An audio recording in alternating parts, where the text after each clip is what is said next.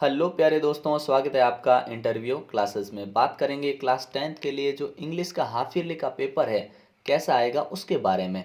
बिल्कुल ऐसा ही पेपर देखने को मिलेगा, इसी टाइप के आपको क्वेश्चन देखने को मिलेंगे, ठीक है ना। टोटल 70 मार्क्स होंगे और इन क्वेश्चन की अच्छे से प्रैक्टिस कर लीजिएगा जो चैप्टर में से क्वेश्चन आ रहे हैं। बाकी अपने चैनल पे जो इंपॉर्टेंट क्वेश्चन है वो अपलोड किए हुए हैं, ईमेल स्टोरी ये सारे भी आपको मिल जाएंगे। इंग्लिश का एक और पेपर अपलोड किया हुआ, वो नहीं देखा तो वीडियो के डिस्क्रिप्शन में या प्ले लिस्ट में लिंक मिलेगा, वहाँ से देख सकते हैं। साइंस का मॉडल पेपर अपलोड कर दिया गया है, ठीक है। बाकी सारे पेपर जो एसएसटी मैथ्स वगैरह सारे आपको यहाँ पे मिल जाएंगे। चलिए देखते हैं इसका सोल्यूशन कैसे करना है आपको, ठीक है ना। 3.25 घंटे का आपके पास समय रहेगा। सबसे पहले आपको पैसेज मिलेगा सेक्शन ए में, तो इस पैसेज को ध्यान से पढ़ना है ताकि कंप्लीट आप आंसर दे पाएँ। नहीं तो कुछ बच्चे ऐसा भी करते हैं कि यहाँ से क्वेश्चन पिक किया, पढ़ा, फिर इसमें से आंसर ढूंढेंगे। ऐसा भी किया जा सकता है, लेकिन बेहतरीन तरीका क्या है, आप पूरे पैसेज को एक बार पढ़ लीजिए, ठीक है, ताकि आपको क्वेश्चन पढ़ते ही आंसर तुरंत वहाँ से मिल जाए, ठीक है। तो देखिए, one of the greatest advances in modern technology has been the invention of computers. एक बात ध्यान रखिएगा, ये जो पैसेज होते हैं ना, अनसीन पैसेज जो आपके दो आते हैं, बोर्ड में भी आएगा इसमें भी आएगा, तो ये दोनों अनसीन पैसेज का जो आपकी जो भी आपके पास एडवाइजर है, जो भी बुक है या पुराने पैसेज है, उनको सॉल्व जरूर करिएगा, क्योंकि उन्हीं में से पैसेज उठा के आते हैं। तो हो सकता है यही पैसेज आ जाए, ऐसा भी पॉसिबल है, ठीक है ना। तो पैसेज को ध्यान से सॉल्व करना सीख जाइए, ठीक है। चलिए, तो पहला क्या बोला कि one of the greatest advances in modern technology has the invention of computer. सबसे बड़ा अभी एडवांसमेंट कह सकते हैं आप अभी टेक्नोलॉजी में क्या है, कंप्यूटर्स, ठीक है ना। उन्होंने क्या किया, they are widely used in industries and in universities. इनका इंडस्ट्री उद्योगों में और विश्वविद्यालयों में इनका उपयोग करते हैं। Now there is hardly any sphere of human life where computers have not need pressed into service of man. ऐसा कोई भी हार्डली नहीं, मुश्किल से ही कोई, हार्डली है ना नेगेटिविटी को शो करता है, ठीक है ना। ये बहुत इंपॉर्टेंट वर्ड है, टैग क्वेश्चन में काम आता है, ठीक है। अच्छा, ऐसी कोई मनुष्य का ऐसा कोई हिस्सा नहीं बचा है जीवन का जिसमें कि कंप्यूटर उसकी सेवा नहीं कर रहा है या कंप्यूटर उसके लिए यूज में नहीं आ रहा है। We are heading fast towards the day when a computer will be as much part of man's daily life as a telephone। हम जानते हैं कि कंप्यूटर ना, जैसे टेलीफोन है ना, वैसे ही कंप्यूटर यूज़फुल हो चुका है इंसान का, और कैलकुलेटर जैसे यूज़ करते हैं वैसे ही कंप्यूटर यूज़ में आ रहे हैं आजकल। Computer are capable of doing extremely complicated work in all branches of learning. सीखने की सारी जो शाखाएं हैं उनके अंदर कंप्यूटर बहुत ही ज़्यादा कॉम्प्लिकेटेड रोल प्ले करता है, बहुत ही महत्वपूर्ण रोल अपना निभाता है। दे कैन सॉल्व, और कंप्यूटर क्या करते हैं, solve the most complex mathematical problems और put thousands of unrelated facts in order. मतलब मैथमेटिकल कैलकुलेशन कितनी भी टफ हो कंप्यूटर कर लेता है, और जितने भी फैक्ट होते हैं जिनके बारे में जानकारी नहीं उनको अपने सामने प्रोवाइड करवाता है। These machines can be put to varied uses. इसके बहुत सारे यूजेज अलग अलग है। फॉर इंस्टांस, जैसे उदाहरण, इंस्टांस का मतलब होता है उदाहरण, क्या है, they can provide information on the best way to prevent traffic jam. Traffic jam से कैसे बचना है इसका इंफॉर्मेशन देते हैं। This whole process by which, ये जो प्रोसेस जिससे which machines can be used to work for us has been called automation. और जो मशीनें अपने लिए काम करती हैं उस प्रोसेस को हम कहते हैं ऑटोमेशन। क्या कहते हैं, automation. In the future automation में, और फ्यूचर के अंदर जो ऑटोमेशन वे enable the human being to enjoy more leisure, leisure मतलब फुर्सत का या आराम की ज़िंदगी, देन दे डू टुडे। आज जो ज़िंदगी हम जी रहे हैं ना, हो सकता है आने वाले समय में ऑटोमेशन मतलब ये कंप्यूटर से रोबोट से वर्क करके ना आदमी और ज़्यादा आलीशान या शानदार या फुर्सत वाली ज़िंदगी जिएगा। The coming of automation is bound to have the important social consequences. Some years ago, an expert on automation, Sir Leo Bagret pointed out that it was a mistake to believe that these machines could think. ये अपने लियो बैग्रिट है, इन्होंने कहा है कि हम अगर ये ऐसा सोचें, कुछ साल पहले जो इन्होंने बताया था कि हम ऐसा सोचें कि मशीनें सोच सकती है, ये बिल्कुल मिस्टेक होगी अपनी, ऐसा उन्होंने कहा था। There is no probability that human being will be controlled by machine. यहाँ पे ऐसी कोई पॉसिबिलिटी उन्होंने कहा था कि नहीं है जिससे मशीनें ह्यूमन बींग को कंट्रोल कर लेगी। क्यों, क्योंकि though computers are capable of learning from their mistakes and improving on their performance, they need detailed instruction from human being to operate, क्योंकि मशीनें जो होती हैं ना इनको ह्यूमन बीइंग से ऑपरेट करने के लिए इंस्ट्रक्शन चाहिए होते हैं। ये पहले की बात थी, ठीक है ना। ध्यान रखिएगा, अभी मशीनें कैसी कैसी आ गई आप जानते हैं, एआई के बारे में आपने सुना होगा। They can never as it were lead independent lives और rule the world by making decisions of their own. तो ये अपना पैसेज है। अब इसके क्वेश्चंस के आंसर देते हैं। अब बड़ा आसान हो गया होगा आपके लिए। What is the greatest advancement in modern technology? अभी मॉडर्न टेक्नोलॉजी में ग्रेटेस्ट एडवांसमेंट क्या है? तो कंप्यूटर, डिस्कवरी ऑफ कंप्यूटर, ठीक है। The process by which machines can be used to work for us called. अभी जो मशीनें अपने लिए काम करेगी उसको हम प्रोसेस को क्या कहेंगे? तो ऑटोमेशन, ठीक है ना। ऑप्शन क्या हो जाएगा? ए ऑप्शन करेक्ट, ठीक है। अगला देखते हैं। What is the greatest advancement in modern technology? ठीक है, तो पहली लाइन में आंसर था अपना, ठीक है। One of the greatest advancements in modern technology has been invention of computers, ठीक है, ये हो गया आंसर। नेक्स्ट देखिए, पैसेज बड़े इजी आएंगे आपके, ठीक है ना। नेक्स्ट है, what complicated works are computers capable of? मतलब कौन से कॉम्प्लिकेटेड वर्क है वो कंप्यूटर्स कर सकते हैं? तो देखिए कौन से हैं, यहाँ पे हमने अभी पढ़ा था, ठीक है। Computers are capable of doing extremely complicated work in all branches of learning. जैसे they can solve the most complicated mathematical problems or put 1000 unrelated facts order, ठीक है ना। ये लिख देंगे इसके अंदर, ठीक है। और भी बहुत सारे यूज होते हैं इसके अंदर, ठीक है ना। नेक्स्ट देखिए, व्हाट इज ऑटोमेशन? ऑटोमेशन क्या होता है? द प्रोसेस, यहाँ पे पढ़ा, ठीक है ना, यहाँ पे कॉल्ड ऑटोमेशन, ठीक है, ये आंसर हो जाएगा। नेक्स्ट देखिए, why can't computers lead independent lives और rule the world? Computer independent क्यों नहीं हो सकते और रूल क्यों नहीं कर सकते वर्ल्ड पे? क्योंकि इन्होंने बताया था कि they need detailed instruction from human being to operate. Human being से ऑपरेट होने के लिए इनको क्या? डिटेल्ड इंस्ट्रक्शन चाहिए, निर्देश चाहिए। तो ये पॉसिबल नहीं है, ठीक है, ये इसका आंसर हो जाएगा। What is the opposite word of ancient? Ancient का अपोजिट वर्ड आप जानते हैं, एंशेंट इन बहुत ही प्राचीन। तो इसका हमने शुरू पहली लाइन में पढ़ा था, क्या पढ़ा था? कि मॉडर्न, ठीक है ना, यहाँ लिखा हुआ है ना मॉडर्न, ये हो जाएगा इसका आंसर, ठीक है। अगला देखते हैं, सेकंड पैराग्राफ अपना कैसा है। ये 7 मार्क्स का हुआ, अगला आपके 6 का होगा, ठीक है ना। एक छोटा पैसेज आएगा, एक बड़ा आएगा, ठीक है। तो समझिए, फॉलोइंग पैसेज को पढ़ते हुए आंसर देना है, ठीक है। At the village Khejarli were the Bishnois passed the supreme test of fire. ये एक ऐसा मतलब भयंकर टेस्ट पास किया था विष्णुओं ने, कहाँ? खेजडली ग्राम के अंदर, जो अपने जोधपुर में है। देयर इज वन एंशंट, ये पुराने समय की बात है, क्या? Khejarli tree which escaped that massacre. Escaped that massacre, massacre का मीन्स होता है नरसंहार, जहाँ पे बहुत ही ज़्यादा संख्या में लोगों को मारा जाता है, उसका साक्षी या गवाह है।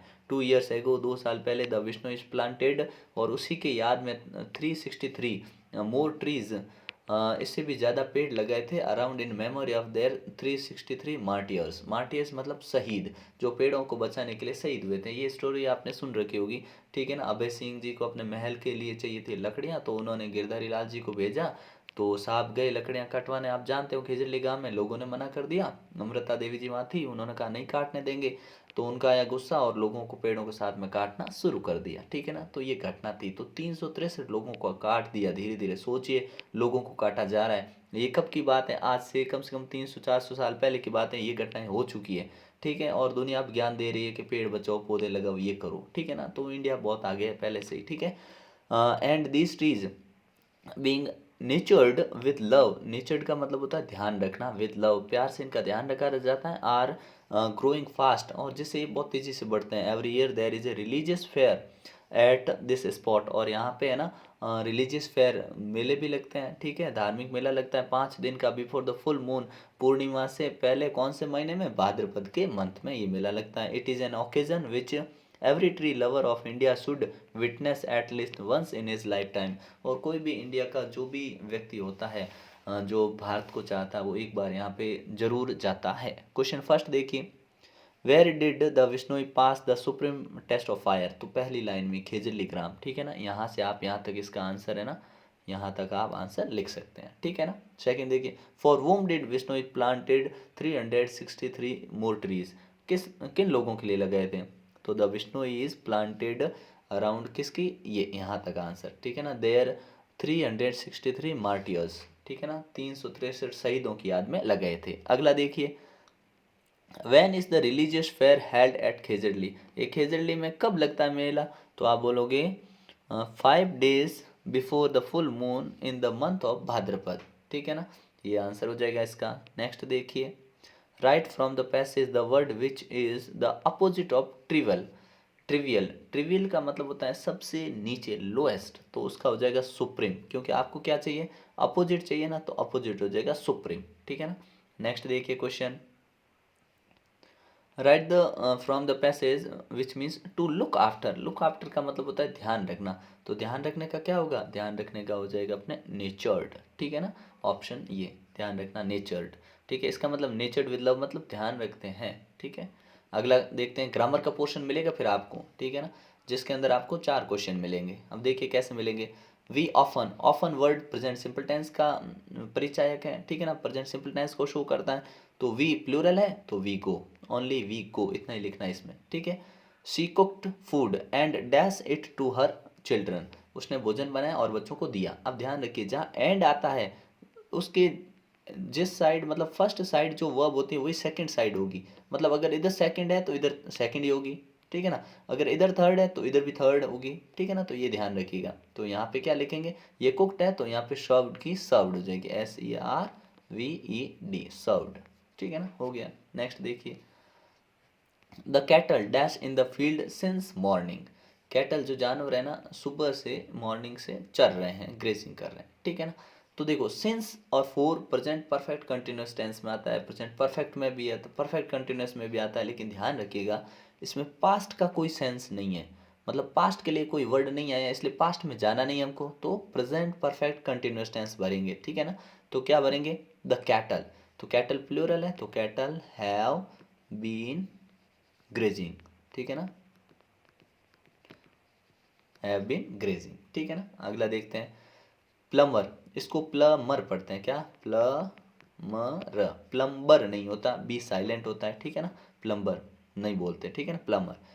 एट 10 टुमारो मतलब कल 10 बजे क्या, कम यानी आना आएगा, ठीक है ना। तो ये क्या है, ये थर्ड पर्सन है तो इसके लिए हम लगाएंगे विल कम, क्योंकि फ्यूचर सिंपल टेंस है इसमें, ठीक है ना। नेक्स्ट क्वेश्चन देखते हैं, आपसे पूछा है following sentence into direct speech, आपको किस में, डायरेक्ट स्पीच में इसको बदलना है। तो डायरेक्ट स्पीच में कैसे बदलेंगे, देखिए, the boy said to me, लड़के ने मुझसे कहा क्या, Kishan is doing his work. तो ध्यान रखिए यहाँ पे सिंपल सेंटेंस है, मतलब नेगेटिव नहीं है, इंट्रोगेटिव ऐसा कुछ नहीं है, ठीक है ना, नेगेटिव होता तो भी प्रॉब्लम नहीं, लेकिन इंटरोगेटिव नहीं है ना ही इम्पेरेटिव है, तो आपने कहा सेड की जगह यहाँ पे टोल्ड हो जाएगा पहली बात, ठीक है ना। तो क्या होगा, द बॉय, ये आपने सेड टू हटा दिया, क्या लिख दिया, टोल्ड लिख दिया।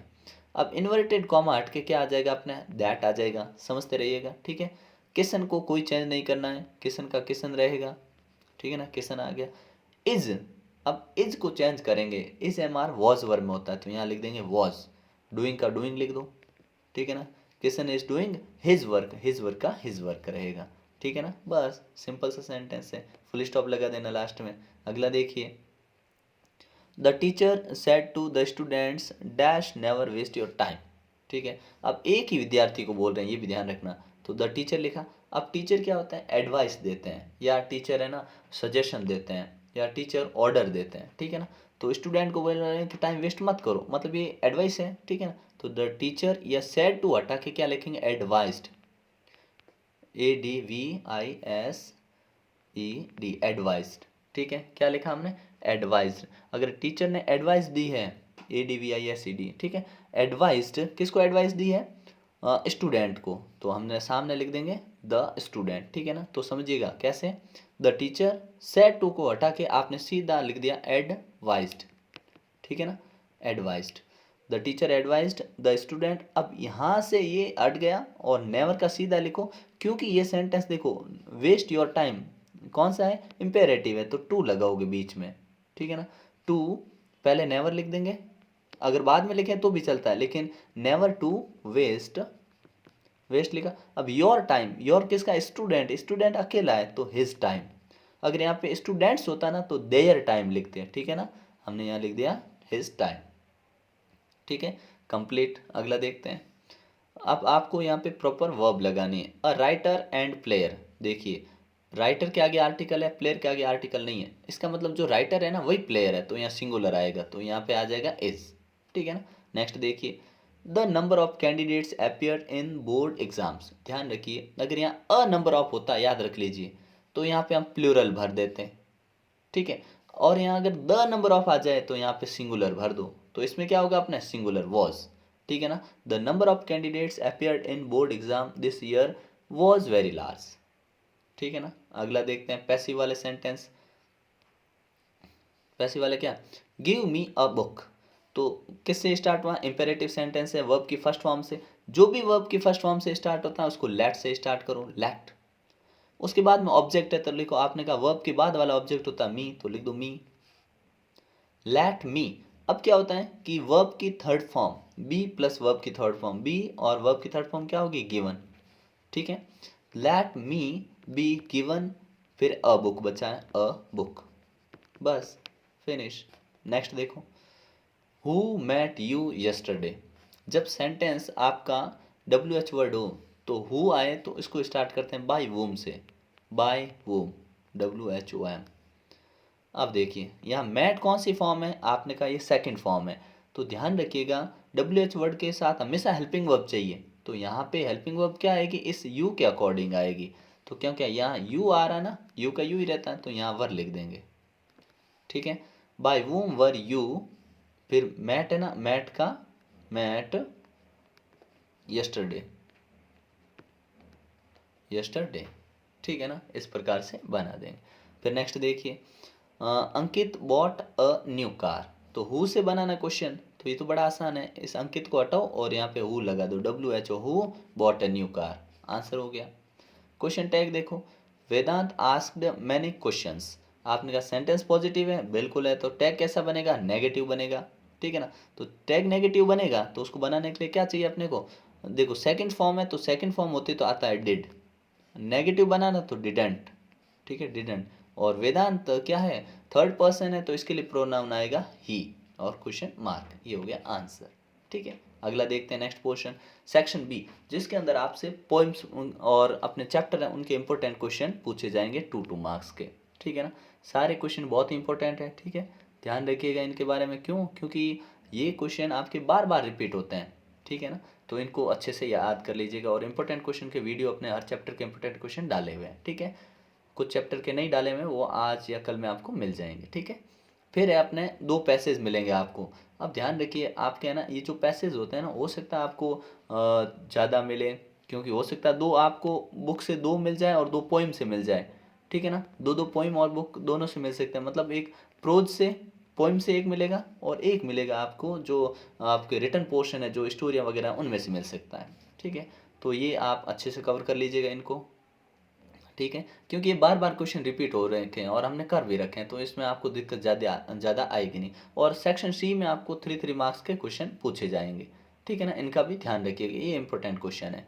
सेक्शन डी के अंदर जो आपके लेटर और ईमेल आएगा उसका ध्यान रखिएगा, in completion of course of maths and science. ठीक है ना, तो ये इंपॉर्टेंट है, ये जितने भी ईमेल है आपको ये वीडियो मिल जाएंगे। ठीक है ना, प्लेलिस्ट में सारे, ये स्टोरी है कैप सेलर वाली है। ठीक है, ओल्ड फार्मर उसके बेटे यूनियन इज स्ट्रेंथ स्टोरी है। ठीक है ना, ये जो इंपॉर्टेंट स्टोरियाँ हैं। और फिर आपको पैराग्राफ जो विलेज लाइफ के बारे में, इसके बारे में आ सकता है। ठीक है, और इसके और में आपको एक बड़ा ही सिंपल कोई एक पैराग्राफ मिलेगा, जैसे माय फेवरेट टीचर मिल गया। ठीक है ना, ये तो बार बार बहुत बार रिपीट होता है, my best friend, favourite teacher, क्योंकि एग्जामिनर को पता है कि हर कैटेगरी का बच्चा बैठता है, तो इजी क्वेश्चन भी देते हैं। ठीक है ना, सारे क्वेश्चन टफ नहीं आते हैं। ठीक है ना, तो आपको उस हिसाब से इसकी प्रिपरेशन करनी है। ठीक है, मिलते हैं नेक्स्ट पार्ट में। वीडियो पसंद आया हो तो दोस्तों के साथ शेयर करें, लाइक करना नहीं भूलें। कमेंट में लिखिए कि आपको इंग्लिश में कौन से टॉपिक में दिक्कत है, कुछ बच्चों ने कमेंट भेजे हैं, उन सब की जो बोला है उन्होंने वो टॉपिक सारे आपको मिल जाएंगे। ठीक है, मिलते हैं नेक्स्ट पार्ट में, तब तक के लिए जय हिंद, जय भारत।